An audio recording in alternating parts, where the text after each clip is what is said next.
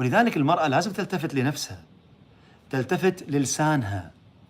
للسان مهم، الكلمات اللي تقولينها مهمة. الكلمات هي اللي تقعد الرجال في البيت، وهي اللي تنحش الرجال من البيت. الأسلوب هو اللي يخلي الرجال يتحمس ويشتاق لك ويجي، والأسلوب هو اللي تخلينا ثقيل وخطواته ثقيلة على ما يدخل البيت. هذا شيء وهذا شيء. ولذلك أنا ما أقول لكم لا تقولون مشاكل، قولوا. ما أقول لكم لا تنتقدون، انتقدوا، بس خلي يصير في أسلوب.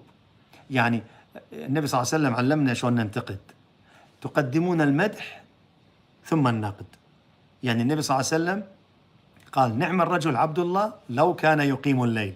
مدح أول، بعدين بين الغلطة أنه ما كان يقيم الليل، بس قال نعم الرجل عبد الله. فأنت تبي تنتقدين زوجك، انتقدي، بس في أسلوب ذكي وفي أسلوب جميل.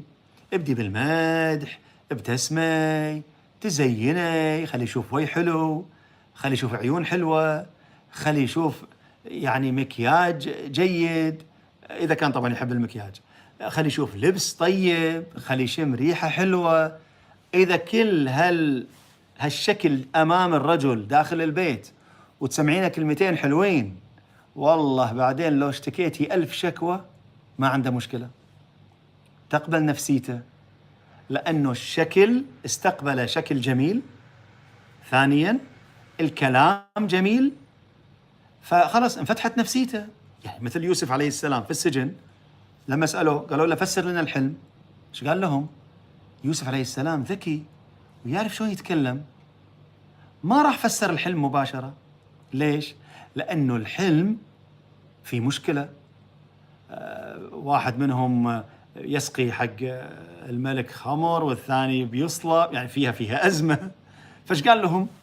قال لهم لما قالوا له فسر لنا الحلم، كان يقول لهم ما يأتيكما طعام ترزقانه إلا نبأتكما بتأويل. تعرف واحد بالسجن قاعد وتسولف له عن الأكل، تنشرح نفسيته ويفتح مخه ويستانس، لأنه قاعد يكلمه بشيء هو مشتهيه، الأكل.